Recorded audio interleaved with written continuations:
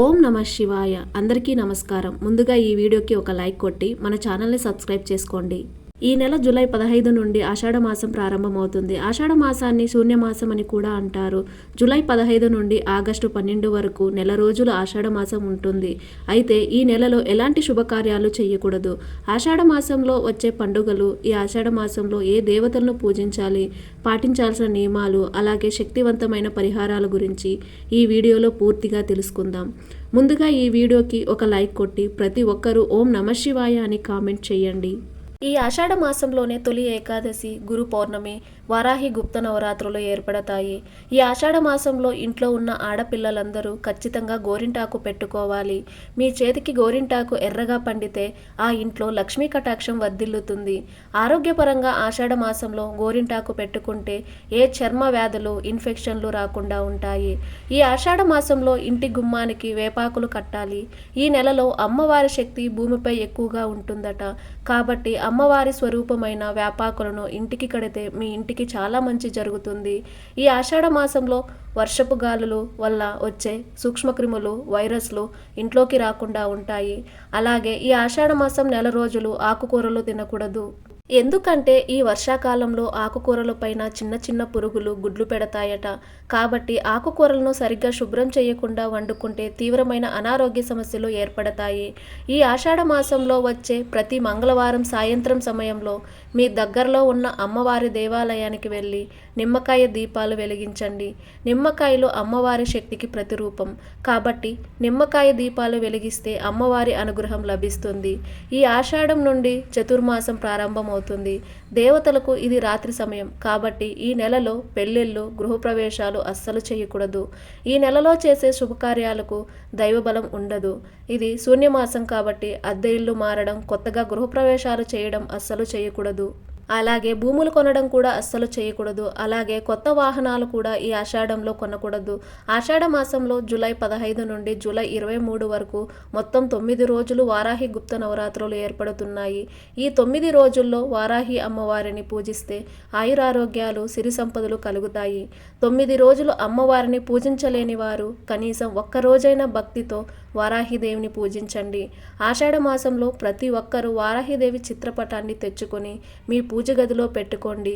మీరు ఇంట్లో ఎలా అయితే నిత్య దీపారాధన చేసుకుంటారో అలాగే అమ్మవారి ముందు దీపం వెలిగించి నైవేద్యం సమర్పించండి.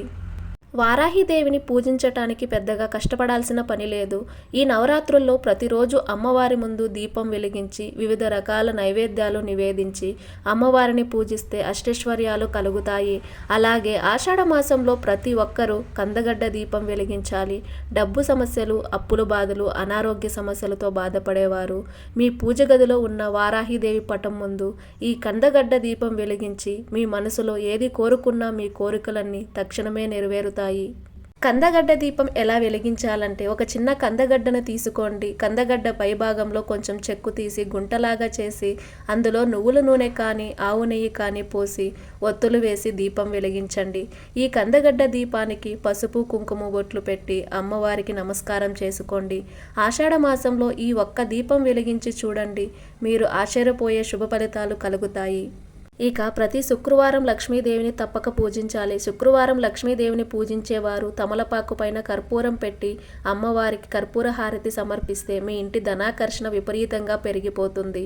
మనలో చాలామంది ఇంటి ముందు గుమ్మడికాయ కట్టుకుంటారు. అయితే ఆషాఢ మాసం ప్రారంభంలో మీ ఇంటి గుమ్మానికి ఉన్న పాత గుమ్మడికాయను తీసేసి కొత్త గుమ్మడికాయను కట్టుకోండి. మీ ఇంటికి చాలా మంచి జరుగుతుంది. సాధారణంగా ఇంట్లో దీపారాధన చేసేటప్పుడు తెల్లటి పత్తి ఒత్తులతో దీపం వెలిగిస్తాము. కానీ ఈ ఆషాఢ మాసంలో అమ్మవారి ముందు సాధారణ తెల్లటి ఒత్తులు కాకుండా కుంకుమ ఒత్తులతో దీపారాధన చేస్తే అఖండ కుబేర యోగం కలిసి వస్తుంది. తెల్లటి ఒత్తులను కుంకుమ నీటిలో నానబెట్టి వాటిని ఎండబెట్టిన ఆ ఎర్రటి ఒత్తులతో దీపారాధన చేయాలి. అలాగే ఈ ఆషాఢ మాసంలో వచ్చే ప్రతి శుక్రవారం సాయంత్రం 6 గంటల తర్వాత ఇంటి గుమ్మం బయట 2 దీపాలు వెలిగించి ఇంటి ముందు సాంబ్రాణి పొగ వేస్తే మీ ఇంట్లో ఉన్న దరిద్ర దేవత వెంటనే బయటికి వెళ్ళిపోయి లక్ష్మీదేవి అడుగు పెడుతుంది. ఇక ప్రతి ఊరికి గ్రామదేవత ఉంటుంది. మీరు ఎక్కడున్నా సరే ఆషాఢ మాసంలో మీ ఊర్లో ఉన్న గ్రామదేవత ఆలయానికి వెళ్ళి అమ్మవారిని దర్శించుకోండి. ఆషాఢ మాసంలో గ్రామదేవతలను పూజిస్తే మీ కుటుంబానికి చాలా మంచి జరుగుతుంది. ఆషాఢ మాసంలో గ్రామదేవతలకు దద్దోజనం నివేదిస్తే కోరిన కోరికలన్నీ వెంటనే నెరవేరుతాయి. ఇక ఈ ఆషాఢ మాసంలో ఇల్లు తుడిచేటప్పుడు నీటిలో కల్లుప్పు, పసుపు వేసి ఇంటిని శుభ్రం చేస్తే ఇంట్లో ఉన్న నెగటివ్ ఎనర్జీ, నరదిష్టి, చెడు శక్తులు పూర్తిగా తొలగిపోయి మీ ఇల్లంతా దైవశక్తులతో నిండిపోతుంది. ఇక ఈ ఆషాఢ మాసం అంటేనే ముత్తైదులకు పవిత్రమైన మాసం కాబట్టి ఈ ఆషాఢ మాసంలో తప్పనిసరిగా మీ ఇంటికి వచ్చిన ముత్తైదులకు పసుపు కుంకుమలు గాజులు పెట్టి తాంబూలం ఇస్తే మీ భర్త ఆయుష్ పెరుగుతుంది, స్త్రీలకు దీర్ఘ సుమంగళి యోగం కలుగుతుంది. ఇక ఈ నెలలో ఇంట్లో దీపారాధన చేసేటప్పుడు నువ్వుల నూనెతో కాకుండా ఆవు నెయ్యితో దీపారాధన చేయండి. ఆర్థిక ఇబ్బందులు క్రమక్రమంగా తొలగిపోతాయి. ఇక తులసి మొక్క సాక్షాత్తు లక్ష్మీదేవి స్వరూపం కాబట్టి ఈ ఆషాఢ మాసంలో తులసిని పూజిస్తే సకల శుభాలు కలుగుతాయి. ఒకవేళ మీ ఇంట్లో తులసి కోట లేకపోతే ఈ ఆషాఢ మాసంలో తప్పనిసరిగా తులసి కోటను తెచ్చుకొని మీ ఇంటి ఈశాన్యంలో పెట్టుకొని పూజించండి. మీ కుటుంబం మొత్తానికి చాలా మంచి జరుగుతుంది. ఇక ఈ ఆషాఢ మాసంలో ప్రతిరోజు ఇంటి ముందు బియ్యం పిండితో ముగ్గు వేయాలి. బియ్యం పిండితో ఇంటి ముందు ముగ్గు వేస్తే మీ ఇంటిపై ఎల్లవేళలా మహాలక్ష్మి కటాక్షం ఉంటుంది. ఆషాఢ మాసంలో అమ్మవారిని పూజించేవారు మాంసాహారం అస్సలు తినకూడదు. ఇక ఈ ఆషాఢ మాసం అంటే శివునికి కూడా ప్రీతికరమైనది కాబట్టి ప్రతి సోమవారం శివాలయానికి వెళ్ళి నీటితో శివలింగానికి అభిషేకం చేస్తే శివానుగ్రహం వెంటనే లభిస్తుంది. ఈ ఆషాఢ మాసంలో కొత్త కోడలు పుట్టింటికి వెళ్ళాలి. పెళ్ళైన మొదటి సంవత్సరంలో కొత్త కోడలు అత్తగారు ఒకే గడప దాటకూడదు. అలాగే ఈ ఆషాఢ మాసంలో నవదంపతులు బ్రహ్మచర్యం పాటించాలి. ఇక ఈ నెల జూలై 25వ తేదీ అత్యంత పవిత్రమైన తొలి ఏకాదశి పండుగ ఏర్పడుతుంది. ఈ ఏకాదశిని పేలాల పండుగ అని కూడా అంటారు. ఎందుకంటే ఈ రోజున పేలాల పిండి తింటే ఆరోగ్య ప్రాప్తి కలుగుతుందట. ఈ తొలి ఏకాదశి పండుగ నుండి 4 నెలల పాటు శ్రీ మహావిష్ణువు యోగ నిద్రలోకి వెళ్తాడు. ఇక ఈ ఆషాఢ మాసం నెల రోజులు ప్రతినిత్యం ఇంట్లో దీపారాధన చెయ్యాలి. అయితే నిత్య దీపారాధన చెయ్యలేని వారు ప్రతి మంగళవారం, శుక్రవారం తప్పనిసరిగా దీపారాధన చెయ్యండి. అమ్మవారి ఆశీర్వాదం మీ కుటుంబంపై ఉంటుంది. ఇక గోవులో 33 కోట్ల మంది దేవతలు ఉంటారు కాబట్టి ఈ నెలలో గోమాతను ఎక్కువగా పూజించండి. మీ కష్టాలన్నీ వెంటనే గట్టెక్కి అష్టైశ్వర్యాలు లభిస్తాయి. గోమాతకు తోటకూర, అరటి పండ్లు, బెల్లం ఇలాంటివి తినిపిస్తే మీ కోరికలన్నీ ఖచ్చితంగా నెరవేరుతాయి. ఇక ఈ నెల రోజులు వివాహమైన ఆడవారు నిండు ముత్తైదులా తయారవ్వాలి. ప్రతినిత్యం కాళ్లకు పసుపు రాసుకొని కుంకుమ బొట్లు పెట్టుకోవాలి.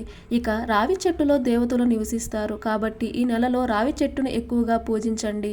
ఇక ఎవరైతే వివాహ ప్రయత్నాలు చేస్తున్నారో అలాంటి వారు ఆషాఢ మాసంలో దుర్గాదేవిని ఎర్రటి మందార పూలతో పూజిస్తే వివాహం కాని వారికి వెంటనే వివాహం కుదురుతుంది.